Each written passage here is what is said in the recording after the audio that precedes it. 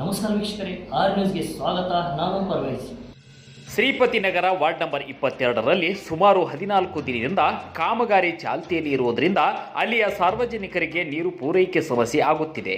ಈ ಸಮಸ್ಯೆಗೆ ward member ಇಮಾಮ್ ಖಲಾದ್ಗಿ ಅವರನ್ನು ಕೇಳಿದಾಗ ಅವರು ಪುರಸಭೆಯ ಅಧಿಕಾರಿಗಳ ಜೊತೆ ಸಂಪರ್ಕಿಸಿದಾಗ ಅಂದಿನಿಂದ 2 ಟ್ಯಾಂಕರ್ ನೀರು ಪೂರೈಸಿರುತ್ತಾರೆ.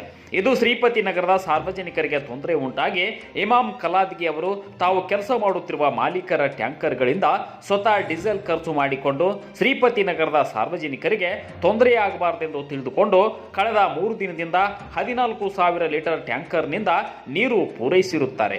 ಇವರಿಗೆ ಶ್ರೀಪತಿ ನಗರದ ಸಾರ್ವಜನಿಕರ ಪರವಾಗಿ ಧನ್ಯವಾದಗಳನ್ನು ತಿಳಿಸಿದ್ದಾರೆ. ಮತ್ತು ರಾಮದುರ್ಗ ಟಿಎಂಸಿ ಅಧಿಕಾರಿಗಳು ಇಲ್ಲಿ ಈ ಸಮಸ್ಯೆ ಬಗ್ಗೆ ತಿಳಿದುಕೊಳ್ಳುತ್ತಾ ಇಲ್ಲ. ಆದ್ದರಿಂದ ಈ ಕಾರ್ಯವನ್ನು ನೋಡಿ ಅವರು ಕೂಡ ಆದಷ್ಟು ಬೇಗನೆ ಈ ಸಮಸ್ಯೆಗೆ ಪರಿಹಾರ ಮಾಡಿಕೊಡಬೇಕೆಂದು ಶ್ರೀಪತಿ ನಗರದ ಸಾರ್ವಜನಿಕರು ಸೂಚಿಸಿದ್ದಾರೆ.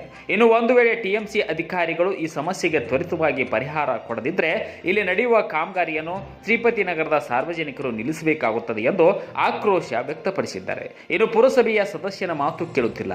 ಅಧಿಕಾರಿಗಳು ಈಗ ಸಾಮಾನ್ಯ ಜನರ ಕೆಲಸ ಹೇಗೆ ಮಾಡಿಕೊಡುತ್ತಾರೆ ಸಾರ್ವಜನಿಕರ ಕೂಗಾಗಿದೆ.